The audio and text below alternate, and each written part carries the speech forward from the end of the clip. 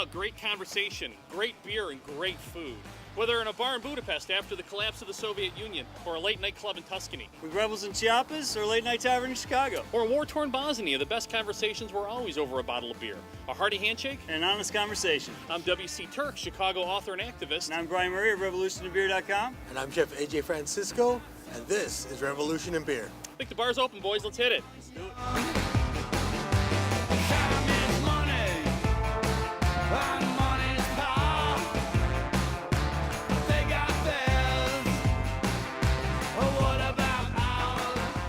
This is the Revolution in Beer Show. Thanks for joining us again. I'm W.C. Turk. Sitting beside me here is Brian Murray. You can find more about us at revolutionandbeer.com, where you can find outtakes from the show, extended interviews, beer reviews, everything that's going on in the activism and grassroots organizing world here in Chicago. There's a lot going on all the time, a lot for you to get active about. You can also find my 900-pound Gorilla WordPress blog, where we take on the powers that be. And you can also find this gentleman's fine work, AJ Francisco, his food pairings for some of the beers that we do weekly on the show. AJ, how are you doing, buddy? I'm doing well. How are you? I'm doing wonderful. Thanks for joining us. You can find out more about what this gentleman does with great food and great beer at Francisco Catering on Facebook, and also at alanjfrancisco.com. Did I get that right? Yes, sir. All right. What else are they going to find there, bud? I have my own catering company. I work at a restaurant where I do tequila tastings with food pairing dinners. Yeah. And I think it's I think you should come visit me and check it out. Absolutely. All right, so this guy gets the booze and the food thing. This is why we recruited him to help us out with the beer and the food. Because we get hungry sometimes when we're drinking. And speaking of drinking, speaking of beer, today we're enjoying a Latin-style wit beer or white beer.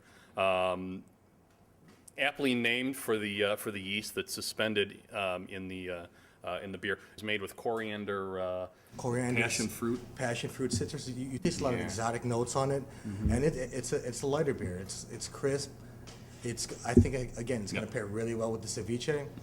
And we were talking a little bit with our guest beforehand. This is a really good food beer. Absolutely.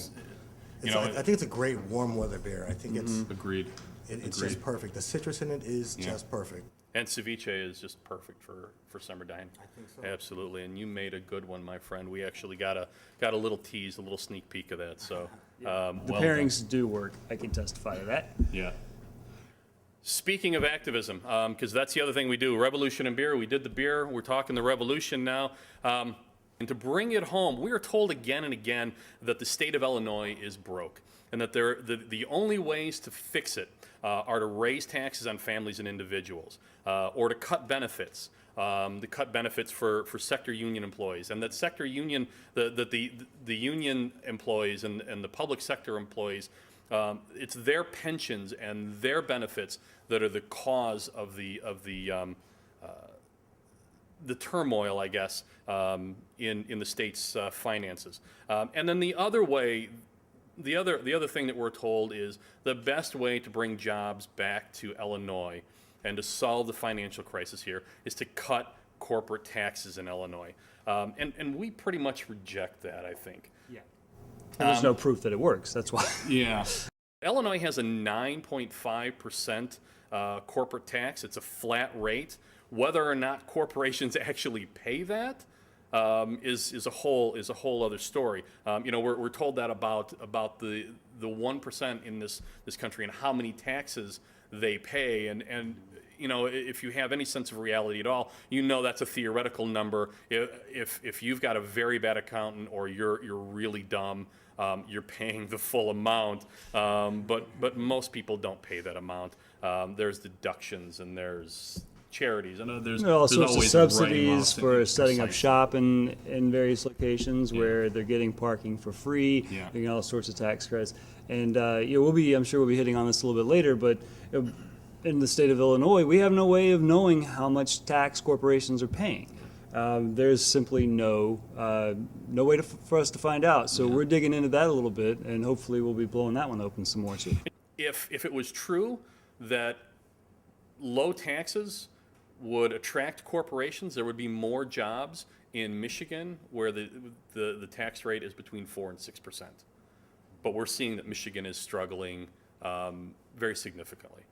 And we're going to get into that with our guests. And before we get too far, I would just like to give a little toast here and welcome our guests. Welcome, AJ. Welcome, everybody, to the show. Cheers. Cheers, everybody. Hello, Toby, Cheers. David. And I don't know about you guys, but I can't think of a better way to talk about politics than over a beer or a nice drink. So, Okay. cheers. Lovely bar. Like Yeah. Leadway. AJ's going to take off. He's got cooking to do. He's going to come back in the second segment with some great food. We'll see you in a minute, buddy. Folks, I'd like to introduce you to our guests. We have, at the end here, David Hatch from the People's Lobby. We have Toby Chow from Fair Economy, Illinois. And Michaela Lovegood from IIRON. Folks, welcome. Very quickly, give us a couple of quick sentences about what each of those organizations do. People's Lobby, as you know, there are powerful lobbies for Wall Street banks, Yep. for oil companies, for pharmaceuticals that make sure the government acts on their behalf. And People's Lobby exists because we've lost the idea of government for, by, and of the people. So we exist to be the voice of the people, to organize people, to advocate on their own behalf, and to work both around legislation and electoral politics, to put in the guys who are going to serve us, guys and gals, and take out the ones who won't. You're the balance. Toby. Fair Economy Illinois is a coalition of community organizations from across Chicago and Chicago suburbs, and also central and southern Illinois. And we band together to try to create an economy in Illinois that will be fair and will serve the interests of the majority of people and not just corporations and the rich.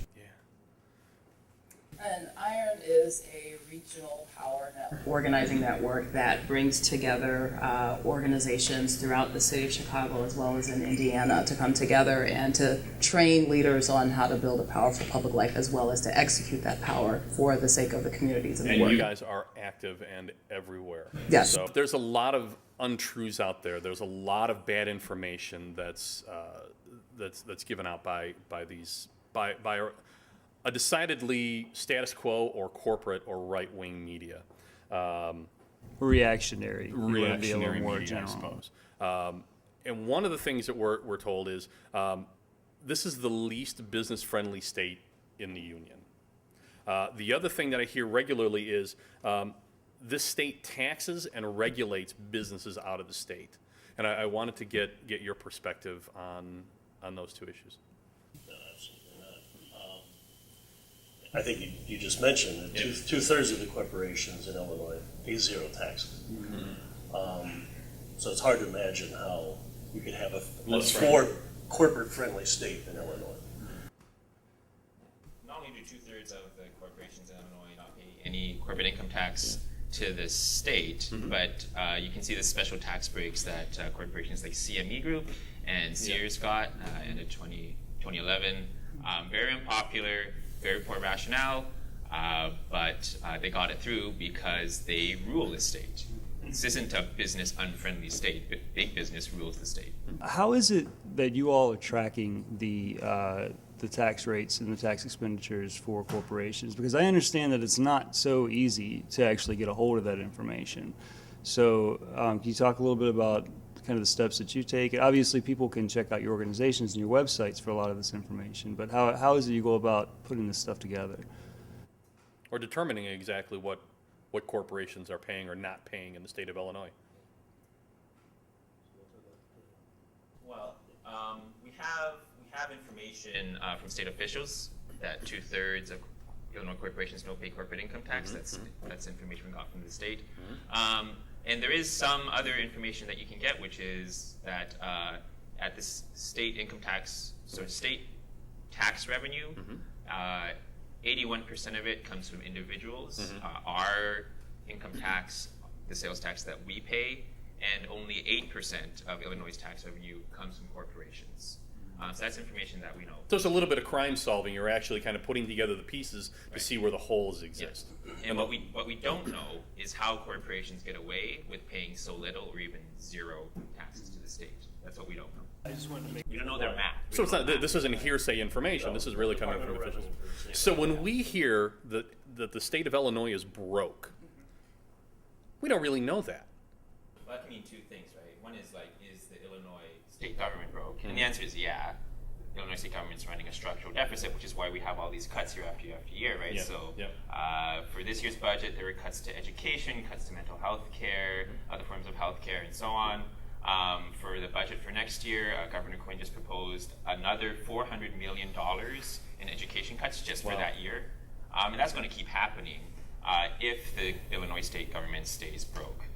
But now if you talk about Illinois, the state as a whole, is it broke? Well, no, the state of Illinois is fabulously wealthy. It's just like, where is all that wealth? Where is all that wealth? It's in the 1% and it's in corporations, and we need to get at that. Yeah, yeah. You're dealing with the politicians. You're not just out, marching up and down a sidewalk. You're actually in the chambers with these politicians. Talk a little bit about their reaction, if they're boy, I don't want to say sympathetic. That might apply, but are they open to what you have to say? Does it feel to you like they're part of a big system and they just don't know how to fix it? What are you seeing when you deal with them personally? They're just stuck in this They're stuck. mentality that for 40 years the market is the answer to everything. If you don't put the profits and more profits in the pockets of corporations, nothing's going to work. Yeah. And we've lost the idea that government is created to do big things for people, and to take care of the common good. Yeah, we've gotten as far from that as I think we've ever been. That's your experience as well, Michaela? Yeah, I mean, I think that there is definitely a mindset, and that's a lot of the work that we do with IIRON is through our Covenant for Economic Justice. We really want to spell out the values that we think promote a strong economy that benefits everyone. And that when we talk about economic justice, that's what we mean. How do we create opportunities that for everyone, and rather than just creating opportunities that just benefit a few people?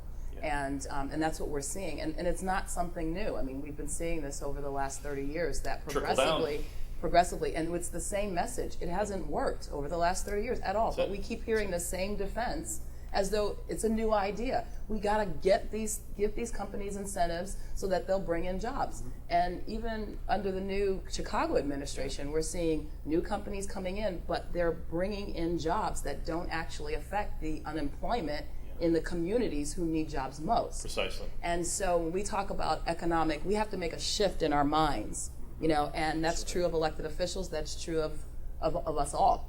Yeah. We're all fatigued by having to work more and more for less and less. So it's very easy for us to just switch and say, oh, okay, yeah, well, we're going to manage we're going to manage our budget as a state or as a country the same way we're going to manage it as a family or a household budget. And you're going to get into that austerity frame of mind because you just don't have the time and energy necessarily to go out and find the information. Well, we're working, these guys are making this information available, so that's what it's about. And the information right now is so skewed to one side. I know you guys know it very intimately. Is so skewed to one side that cutting through that is really difficult. We're going to go to a break. We're going to bring out AJ and the food. And then when we come back, I want to talk about solutions, because this is a fight that we can all get engaged in. And it's a fight that people at home can get active with and help make a difference with. And that's what it's about. It's about the weight of individuals together to make this difference. So let's do that. Let's go to a break.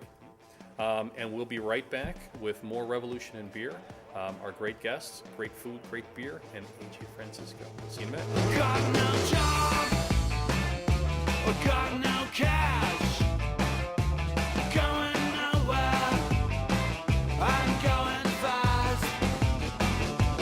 This whole deal just no good. Gonna get out, while the getting's good. Welcome back to the show. This is a Revolution in Beer show. Today we're asking the question, if Illinois corporations, first of all, are paying their fair share in taxes at a time when we're cutting benefits and threatening to cut pensions and closing schools. And if they should be required to reveal exactly how much they pay in taxes, which they are, I believe, they're not required currently to reveal how much they have to pay in taxes. Check us out at revolutionbeer.com. Find more about this topic. We're also going to have a lot of links to a lot of the information here, articles, ways that you can become involved. That'll be on the screen here. Engage those links. Don't take our word for it. Find out for yourself. Pursue these topics for yourself. I think one of the issues with this is you know what's happening in your life. You know how this is impacting your life. So definitely use these tools and these resources to get yourself informed and become involved. I'd like to introduce our guests again. We've got Michaela Lovegood from IIRON, Toby Chow from Fair Economy, Illinois, and David Hatch from the People's Lobby. Thanks for coming back. You might have noticed, if you're watching a color TV, that a couple of us have changed beers here. Brian and I have switched to an Aztec-style amber lager that has a nice caramel sweetness to it. A lot of south of the border beers, amber beers, and dark beers are made with sugar cane because that's what's available to folks there, and it's a nice, easy, quick way of fermenting the beer. This one also has a kind of a spicy ancho chili note. It's got a real pretty amber color to it as well. It's, again, like the last one we were talking about, this beer is a food beer. It really needs to be paired with a great meal. We got that. We got that. We'll actually continue the conversation with AJ. So I want to ask you guys how, and here it is. Oh, yeah. Here it is. Oh, man, Yes. here it is. AJ, welcome back to the show, buddy. Thank you, thank you. Ooh, Here we are. yes, let's And get of right course, here. you're going to explain all of this. Yes, While I those are taste it. empanadas. Yeah. I will. Great, look at this. Okay, what I brought for you today is a 3 citrus ceviche, and as well as chorizo empanadas. The ceviche, I made it with 3 citruses, lemon, lime, and honey tangerine. I use the zest and the juice, and that is over scallops as well as shrimp. Fresh pico de gallo, a little fresh chile, and dig in, please. I think this is something great to start with.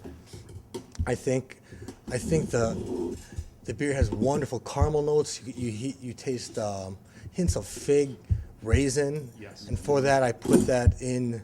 I put a little raisin, I put a little chipotle, I put a little ancho in the empanada itself. I'm pairing with the empanada is a roasted poblano salsa, a little roasted garlic. I think the sweet notes in the roasted garlic pair really well with the beer as well. Yeah, we'll just kind of move this stuff around. Yeah, this beer has almost the body of a stout or a porter even. It's got that depth, but it's the spice. It does, as yeah. opposed to that barrel aging or that smokiness. Yeah. It's very interesting, even though it's more of an amber ale. When I tried the empanada earlier, and with the tomatillo salsa, it worked beautifully. It was just a nice marriage. There's a little bit of raisin in the empanada, Make sure to get a little bit of cream on there too. and your homemade chorizo, which is not an overpowering chorizo. It's a really smooth, really nicely blended, balanced chorizo. Thank you very much. I like to put.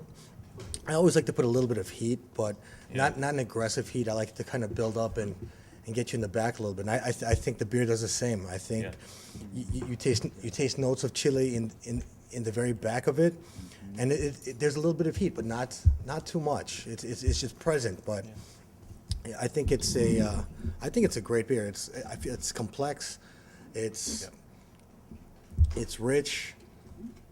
I hope you guys like it. I hope it pairs really well. Empanada's delicious. So while we're enjoying this food, We have to keep talking. we have to. All right, okay. I wanted to kind of turn the conversation towards solutions because we're seeing that this is impacting every Illinois family, every family in the nation, but really here in Illinois, we're really seeing the impact to our services, to our futures, to benefits, to all sorts of things. What can the average person do to have an impact in all of this? You wanna take it, Michaela? Well, I mean, part of the work that we do with IIRON is we train community residents on living a powerful public life. Like, how do you manifest the values that you care about in your community, in the world around you, when you see that your values aren't there? I have a value of, that there's common goods, that there's resources. I grew up with that with my grandmother, my parents had access. You could have a job and you knew that you could raise your family with that. Yep. Now, even 2 incomes, you can't that's not guaranteed. Yeah. And that is not a value in the world. That is slowly being seeped away. That's a problem. If you have that as an issue for yourself, what we do in IIRON is we do week-long training with individuals, and we say, how do you get the tools that you need to be able to build that? Yeah. And then we work on issues. We work on not problems, because problems are big. They're hard to think about. They're hard to talk about for some people. Yeah. But we really talk about how do we cut an issue that we can actually move and win something for a community that makes a difference. I'd like to make a point that we're sitting here talking with 3 community organizers. Now, if you remember a 2008 election, there was a sort of a rogue female politician by the name of Sarah Palin who decided to, out of all the things you could go after Barack Obama about, she gets up at the Republican National Convention and tries to make the term community organizer a dirty word. And I can't think of anything that spoke more clearly to the bias and the wall and the blinders around the way that people like that think. That's been a pronounced campaign, though, for decades now, is that, all solutions are individual or family level. That, if you just keep your nose clean and you go to school and you work hard, everything's going to work for you. We've seen that. You said the whole middle class is now being destroyed. Yeah. But the idea, and this is a lot of the training that Michaela talked about that IIRON does, and this is, what the purpose of People's Lobby is there's really a couple sources of power in public life. It's organized people and it's organized money. And we're up against organized money that has completely taken our government from us to serve it at our expense. Yeah. And if we don't organize people and some money, we need the money too. We're never going to match them in money, but we have a lot more people, and they're on our side. And polling shows us, or when we talk to people in our communities, they get it. But if you don't actually get out and get organized into a collective to work together, we're sunk, and that's where the power comes from.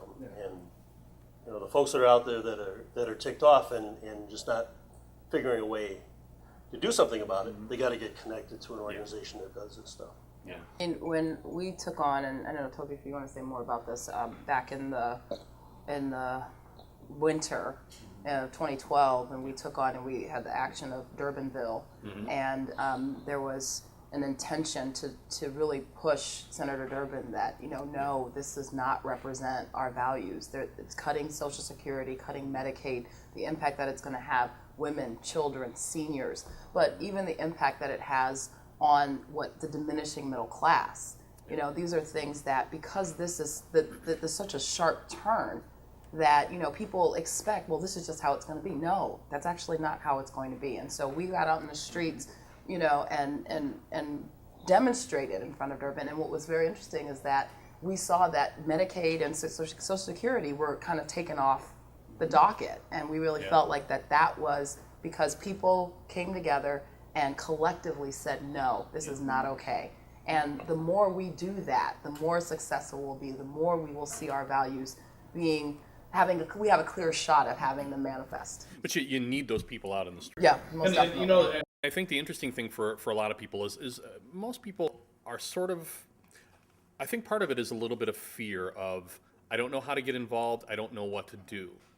But there are groups, which you guys represent, that have been doing this work and just need the bodies. They need They need people out there knocking on doors, making phone calls, calling politicians, writing politicians, emailing from home. Dave, I'm going to give you the last word here. Yeah, so you can join the People's Lobby. You can go to thepeoplesLobbyusa.org and join up, become a member. Someone will call you and say, what's your skills, talents, time that you have to offer? What would you like to do? And we'll figure out a place for you to be part of. The People's Lobby is the People's Lobby. It's not my lobby, it's the People's Lobby. So we need the people to organize and be powerful enough to take back our state and our country from these corporations. And if you want to join our state corporate accountability campaign to get some revenue back into the state and get some more money for these programs, you can go to www.faireconomyillinois.org. You can sign up. And we're canvassing. We're going to Springfield. We're putting the pressure on politicians, and we're going to attack key Democrats from the left, which is something we need all over the place. You're doing the work for the real American dream. And IIRON, how do people get involved with IIRON? So you want to learn more about IIRON, you'd go to www.iron.org, and you can find out more about our Covenant for Economic Justice. Brilliant, brilliant. So on that note, I'd actually like to make one other toast to a great conversation. And folks, that's what it's all about. It's not about the argument, it's about the solution, and it's about the conversation. So again, I'd like to thank you for joining us. We will have links to all of these organizations and ways that you can get involved and make a difference on our Facebook and at the end of this program. So I just like one final toast, and this is to our audience and our guest, is to say, here's to the holidays. All 365 of them. All right. Nice job, guys. Nice job. Not so cool when you're young. Time is money, and money's power. They got theirs. What about ours? See the riots on the TV every day. Sometimes it's looking like there ain't another way. We don't wanna cause no fuss. Yeah, we just wanna let out revolution. We don't wanna spill no blood. Yeah, we just need to let out revolution. We don't wanna wreck this town. Yeah, we just wanna let out revolution. We don't wanna burn it down. Yeah, we just need to let out revolution.